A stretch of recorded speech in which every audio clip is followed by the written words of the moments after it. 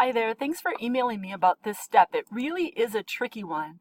So you've already inserted the graphic. I'm going to go ahead and click on that object within the worksheet. That's going to go ahead and give me the Picture Tools Format tab, so way over on the right hand side. I'm going to click that tab and yeah, so the sizing got a little away from you on that one. I wonder if I can revert it back. I don't remember offhand what the sizing is supposed to be. Let me go ahead and take a look at the alignment category here. I'm going to go ahead and say snap to grid. What that's going to do is as I make this smaller, it's going to snap it into place. So, oh yeah, I see what you're saying, how it doesn't like it. It doesn't like to be there. So I'm going to go ahead and turn that off again. So under alignment, click snap to grid. It's a toggle, so it's on and then it's off.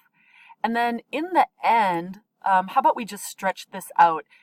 The graphic, what they want us to do is just move it to sit roughly in cell A1. So it should be about the height of A1 and about the width of A1. If it's not exactly precise, that's okay.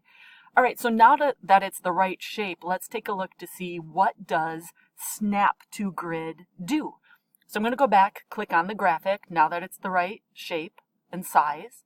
Under Format, under Align, I'm going to choose Snap to Grid, and then just watch as I make this bigger.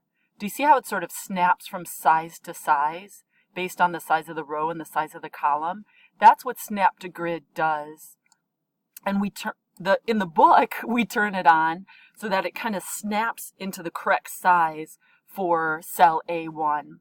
That's the advantage that it provides to us. You don't have to use it, but it's nice to know what it does and it's available to you. So email me again if you have any questions at all.